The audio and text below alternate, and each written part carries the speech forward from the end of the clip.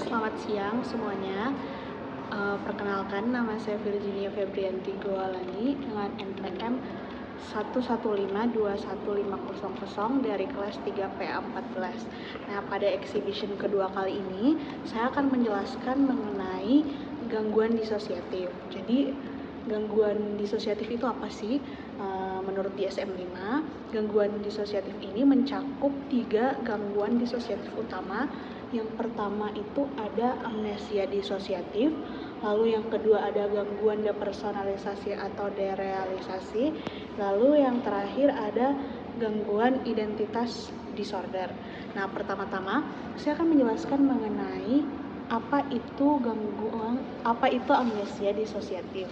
Nah, amnesia disosiatif ini merupakan keadaan di mana seseorang tidak dapat mengingat informasi pribadi yang penting. Biasanya informasi tentang pengalaman traumatis. Nah, lubang dalam ingatan terlalu luas untuk bisa dijelaskan oleh kelupaan biasa. Nah, informasi tersebut tidak hilang secara permanen, namun tidak dapat diperoleh kembali selama episode amnesia yang dapat berlangsung selama beberapa jam, beberapa hari, beberapa bulan, bahkan sampai bertahun-tahun. Nah, amnesia ini biasanya hilang secara tiba-tiba seperti saat permulaannya dengan pemulihan total dan hanya kecil kemungkinan untuk kambuh lagi. Nah, seringkali kehilangan ingatan melibatkan informasi tentang beberapa bagian dari pengalaman traumatis seperti menyaksikan kematian mendadak orang yang dicintai. Yang lebih jarang, amnesia terjadi pada seluruh kejadian selama periode kesusahan tertentu.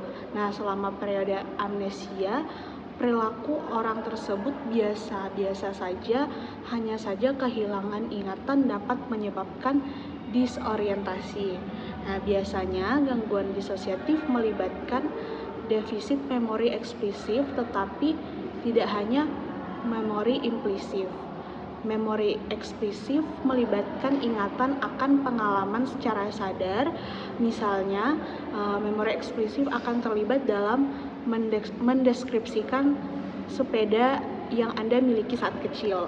Nah, memori implisif melibatkan pembelajaran berdasarkan pengalaman yang tidak diingat secara sadar. Misalnya, memori implisif tentang cara mengendarai sepeda mendasari perilaku mengendarai sepeda. Nah, ada banyak contoh pasien dengan gangguan disosiatif yang ingatan implisitnya tetap utuh. Menurut Killstrom tahun 1994. Nah, seorang perempuan misalnya menjadi amnesia setelah menjadi korban lelucon. Ia tidak mempunyai ingatan eksplisif mengenai peristiwa tersebut, namun ia menjadi ketakutan ketika melewati lokasi kejadian atau ingatan implisif. Nah, kita akan membahas beberapa tes memori implisif yang menarik untuk kita membahas etiologi gangguan identitas disosiatif. Nah, dalam mendiagnosis amnesia disosiatif, penting untuk menyingkirkan penyebab umum hilangnya ingatan, seperti demensia dan penyalahgunaan zat. Demensia dapat dengan mudah dibedakan dari amnesia disosiatif. Nah, pada demensia, ingatan menurun secara perlahan seiring berjalannya waktu, tidak terkait dengan stres dan disertai dengan defisit kognitif lainnya, seperti ketidakmampuan mempelajari informasi baru. Hilangnya ingatan setelah cedera otak atau penyalahgunaan narkoba dapat dikaitkan dengan waktu terjadinya cedera atau penggunaan narkoba. Sedangkan amnesia dapat terjadi setelah seorang mengalami stres berat, seperti perselisihan perkawinan, penolakan pribadi, kesulitan keuangan atau pekerjaan, dinas perang atau bencana alam. Lalu yang kedua, saya akan menjelaskan mengenai gangguan depersonalisasi atau derealisasi. Jadi, gangguan depersonalisasi atau derealisasi merupakan keadaan di mana persepsi seseorang terhadap dirinya atau lingkungan sekitarnya berubah secara membingungkan dan mengganggu. Persepsi yang berubah biasanya dipicu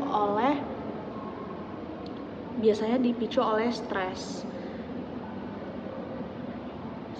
Berbeda dengan gangguan disosiatif lainnya, gangguan ini tidak melibatkan gangguan memori.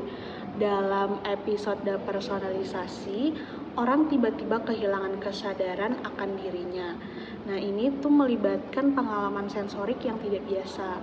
Misalnya, ukuran anggota badan mereka mungkin berubah drastis atau suara mereka mungkin terdengar aneh bagi mereka.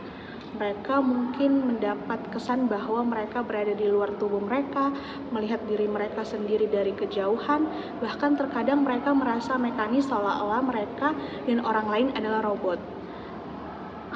Meskipun kriteria diagnostik DSM-4 hanya mencakup satu gejala untuk mendefinisikan gangguan ini, depersonalisasi. Sedangkan dalam DSM-5 itu mencakup depersonalisasi, derealisasi atau keduanya.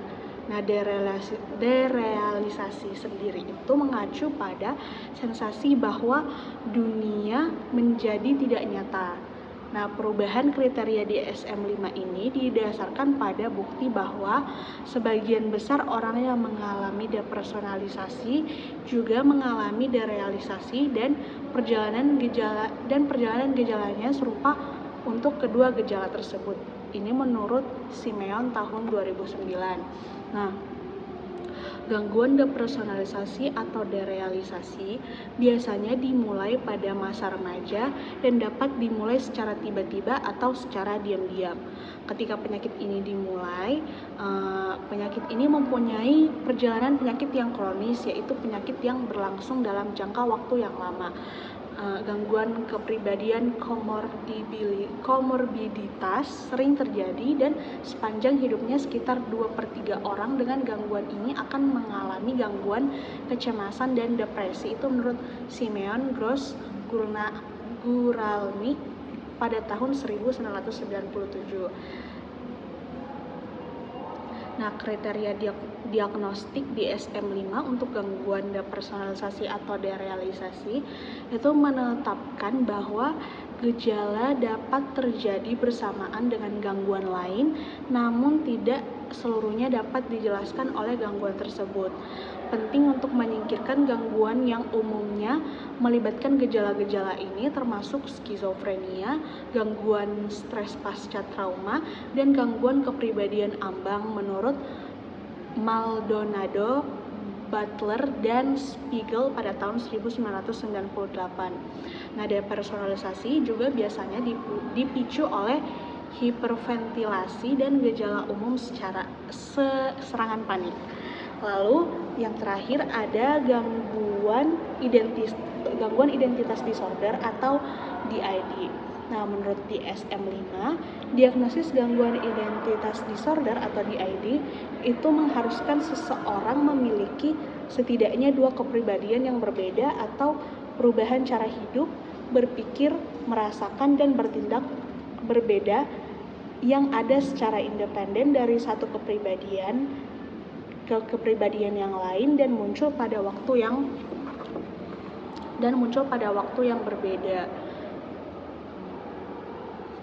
Nah, masing-masing menentukan sifat dan aktivitas seseorang ketika memegang kendali. Nah, jadi teman-teman di dalam DID itu penderitanya akan mempunyai dua atau lebih kepribadian.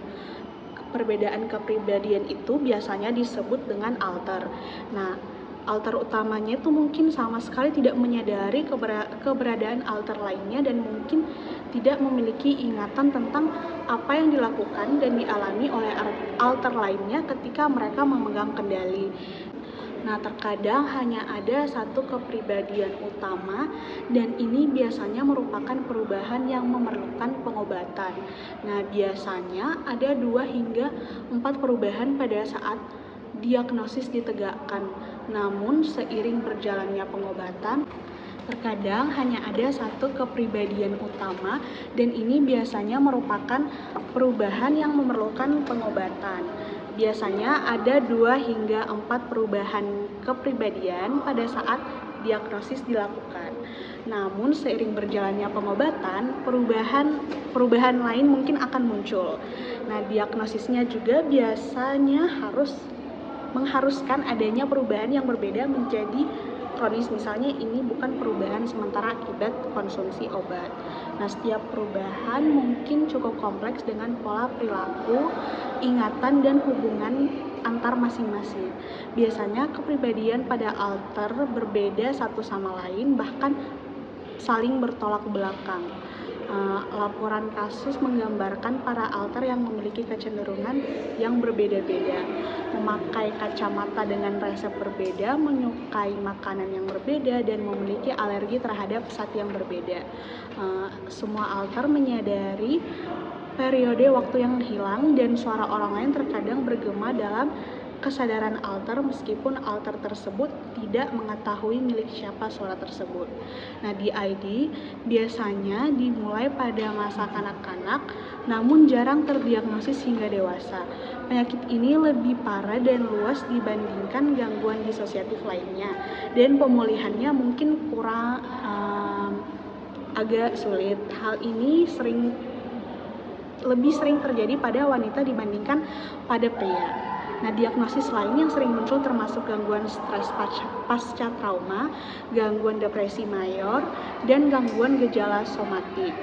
DID umumnya disertai dengan gejala lain seperti sakit kepala, halusinasi, upaya bunuh diri, dan perilaku melukai diri sendiri serta gejala disosiatif lainnya seperti amnesia dan depersonalisasi. Jadi, selanjutnya saya akan menjelaskan mengenai apa penyebab dari gangguan disosiatif itu sendiri. Nah, secara umum, penyebab utama orang memiliki gangguan disosiatif yaitu trauma masa lalu, seperti trauma masa anak-anak, penyiksaan fisik, pelecehan seksual, kecemasan yang luar biasa akibat munculnya ingatan menyakitkan. Orang yang tidak kuat menahan trauma secara semacam ini kemudian akan membentuk kepribadian yang lain untuk bisa lari dari luka itu. Setiap kejadian traumatis yang berbeda juga akan menimbulkan kepribadian lainnya. Misalnya penyiksaan fisik yang dilakukan oleh ayahnya akan membentuk kepribadian A, lalu ternyata anak ini juga mengalami pelecehan seksual pada masa kanak-kanak, maka akan membentuk kepribadian C, dan seterusnya. Lalu untuk penanganannya sendiri di sini ada 3. Yang pertama ada terapi kesenian kreatif, lalu yang kedua ada terapi kognitif, dan yang terakhir ada psikoanalisis. Pertama-tama saya akan menjelaskan mengenai terapi kesenian kreatif. Yang pertama saya akan menjelaskan mengenai terapi kesenian kreatif. Terapi ini menggunakan proses kreatif untuk membantu orang dengan disosiatif yang sulit mengekspresikan pikiran dan perasaan mereka. Seni kreatif dapat membantu seseorang mengekspresikan dirinya sehingga dapat menyembuhkan trauma dari masa lalunya. Lalu yang kedua itu terapi kognitif. Nah, terapi kognitif ini bertujuan untuk membuat orang dengan disosiatif lebih mengenal dirinya sendiri. Terapi ini akan membantu orang dengan gangguan disosiatif untuk mengidentifikasi diri sendiri dan semua masalah yang dimilikinya. Lalu yang terakhir ada psikoanalisis. Nah, terapi psikoanalisis ini akan membantu orang dengan gangguan disosiatif menyelesaikan masalah yang belum selesai di masa kecilnya. Terapi ini mengajak orang dengan gangguan disosiatif kembali ke masa lalu dan mengenali diri sendiri dengan lebih baik. Selain itu, terapi ini juga bertujuan untuk mengenali setiap kepribadian yang dimiliki orang dengan gangguan disosiatif agar bisa mengendalikannya. Lalu, di sini saya akan memberikan ada 2 contoh kasus gangguan disosiatif. Nah, yang pertama itu, contoh kasus yang pertama adalah di mana ada 3 seorang wanita dari Ohio State University diculik lalu dibawa ke daerah terpencil, dirampok dan diperkosa. Seorang wanita mengklaim bahwa pria yang memperkosanya ini memiliki aksen Jerman, sementara yang lainnya itu mengklaim bahwa dia sebenarnya pria yang baik, pria Nah, pria pelaku pemerkosaan ini bernama Billy Milligan yang berusia 22 tahun. Setelah penangkapan, Billy ini menemui seorang psikiater dan ia didiagnosis mengalami kepribadian ganda. Nah, secara keseluruhan, Billy memiliki 24 kepribadian yang berbeda. Saat penculikan dan pemerkosaan terjadi, hakim menyatakan Billy Milligan tidak bersalah. Dia merupakan orang Amerika pertama yang dinyatakan tidak bersalah karena gangguan kepribadian ganda. Nah, dia dikurung di rumah sakit jiwa sampai tahun 1988 dan dibebaskan setelah para ahli berpikir bahwa semua kepribadian telah menyatu. Kasus ini menjadi fenomenal dan populer hingga dibuatkan film yang berjudul The Crowded Room. Lalu kasus yang kedua berasal dari Indonesia, yang dimana dialami seorang gadis dari asal Bali, namanya itu Anastasia Wella. Nah, seorang perempuan yang memiliki 9 karakter yang sangat berbeda. Saat dia menjadi satu karakter, dia tidak akan ingat karakter lainnya. Nah, Anastasia Wella ini mengidap penyakit disosiatif identity disorder. Nah, menurut Wella, biasanya karakter ini akan muncul ketika dia merasa terancam, ketika dirinya tuh merasa terancam atau berada dalam keadaan yang sulit.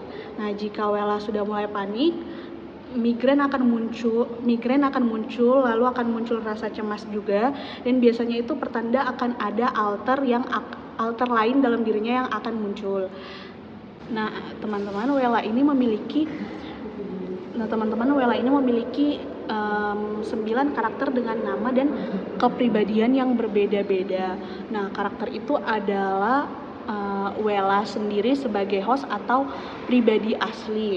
Lalu ada juga karakter Naura yang merupakan karakter yang temperamen, lalu ada juga karakter Paula yang ahli berhitung. Lalu ada juga karakter Saraswati, karakter model atau penari. Lalu ada karakter Atin, sosok anak kecil. Ada karakter Andrea, sosok pria yang suka melakukan kekerasan. Lalu ada pula Ravelin, sosok anak millennials. Lalu ada Ayu, sosok yang pandai menulis sastra. Dan bahkan ada sosok Bilqis yang pintar baca Al-Quran. Akibat kisah ini tuh menjadi sangat viral karena digadang-gadang sebagai kasus kepribadian ganda pertama yang ada di Indonesia. Jadi apa sih yang menyebabkan Wella ini ternyata harus mengidap DID itu sendiri. Jadi ternyata Wella itu sempat menjelaskan kepada salah satu media bahwa ternyata selama masa sekolahnya itu mengalami trauma yang sangat dahsyat akibat perlakuan kasar dari orang tuanya. Lalu Wella ini merupakan anak kedua dari 4 bersaudara dan dulu sering disiksa secara luar biasa oleh orang tuanya. Dia juga sering mengalami tekanan di lingkungan sekolah. Misalnya Wella sering dikucilkan di sekolah, sering dikatai cupu, lalu dia menjadi minder dan sering dibully dan merasa sendiri sehingga rasa takut itu terus-menerus menghantui Wella. Jadi Wella sempat bilang ke salah satu media bahwa kadang dia dikunci di ruangan sampai pulang, lalu sampai menangis dia dikerjain oleh teman-temannya. Nah, kejadian ini terus terulang, terlebih lagi saat Wella masih berusia 9 tahun. Jadi sulit rasanya bagi Wella untuk melupakan perlakuan-perlakuan yang diterima dari orang tuanya, bahkan dari teman-temannya di sekolah, sehingga bisa jadi dan kemungkinan besar itu adalah hal yang menyebabkan Wella harus menjadi pasien mengidap penyakit DID pertama di Indonesia. Nah, teman-teman, sekian yang bisa saya jelaskan mengenai gangguan disosiatif ini. Saya akan memberikan waktu kepada teman-teman saya yang mungkin ingin bertanya mengenai materi ini. Oke, disilakan untuk teman-teman sekalian yang ingin bertanya. Aku mau nanya dong. Oke, silahkan. Aku di Syifa. Aku mau nanya, gangguan disosiatif itu sebenarnya bisa disembuhkan nggak sih? Oke, terima kasih untuk pertanyaannya. Jadi teman-teman, pertanyaannya saya akan tampung dulu, baru nanti saya akan menjawab di akhir semuanya. Hai, aku mau Widya Prasasti, mau bertanya apa saja yang dirasakan sebagai dampak dari gangguan disosiatif? Oke, terima kasih pertanyaannya. Aku mau nanya, aku Putri Fajar Ramadhani, jadi tuh benar nggak sih gangguan disosiatif ini lebih rentan terjadi pada wanita dibanding pria? Terima kasih. Oke, terima kasih pertanyaannya. Sebelum saya menjawab, saya akan memikirkan jawabannya terlebih dahulu.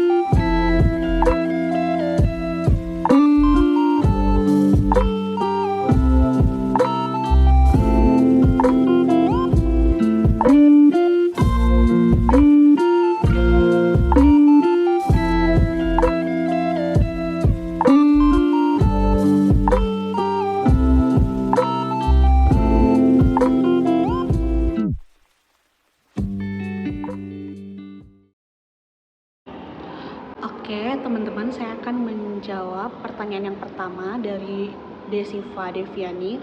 Pertanyaannya itu, apakah gangguan disosiatif itu dapat disembuhkan?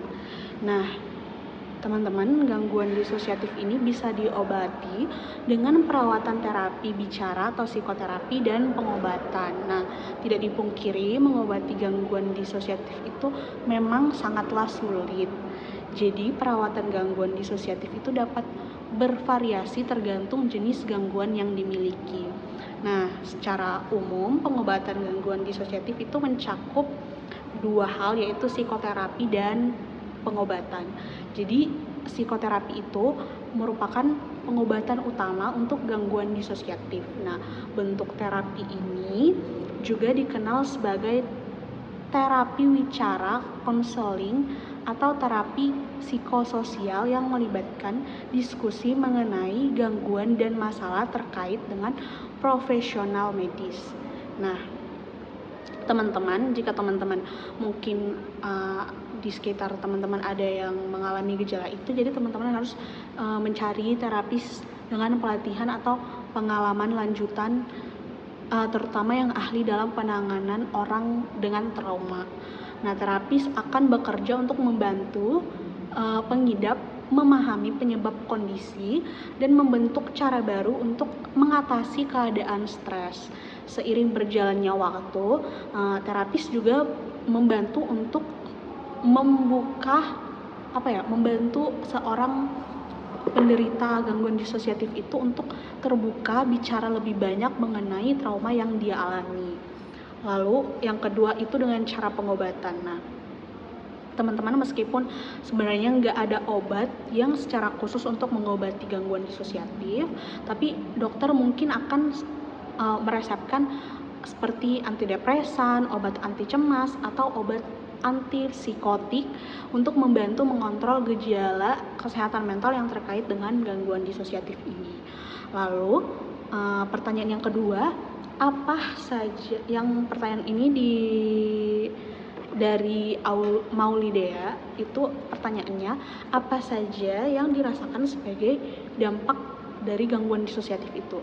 Nah, teman-teman, gangguan disosiatif itu memiliki berbagai macam gejala, tapi gejala umum yang terjadi itu misalnya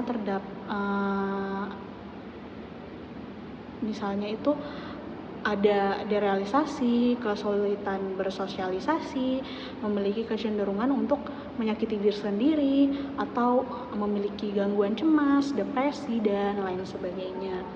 Lalu, saya akan menjawab pertanyaan yang terakhir dari Putri Fajar Ramadhani. Pertanyaannya itu, benar gak sih gangguan disosiatif itu lebih rentan terjadi pada wanita?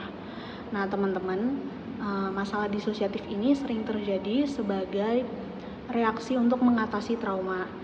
Jadi, misalnya ketika kayak yang dijelaskan sebelumnya, bahwa ketika seseorang itu mengalami trauma dari masa kecilnya, maka itu akan memicu terjadinya gangguan disosiatif ini. Jadi gangguan disosiatif ini merupakan sebagai reaksi dari rasa trauma itu. Nah, gangguan ini paling sering terjadi pada anak-anak yang mengalami pelecehan fisik, seksual, atau emosional dalam waktu yang lama. Biasanya juga karena faktor lingkungan rumah yang tidak mendukung. Nah, bisa juga terjadi karena misalnya seseorang yang bekerja sebagai tentara atau abdi negara itu misalnya bisa juga karena tekanan akibat peperangan, atau bisa juga karena bencana alam.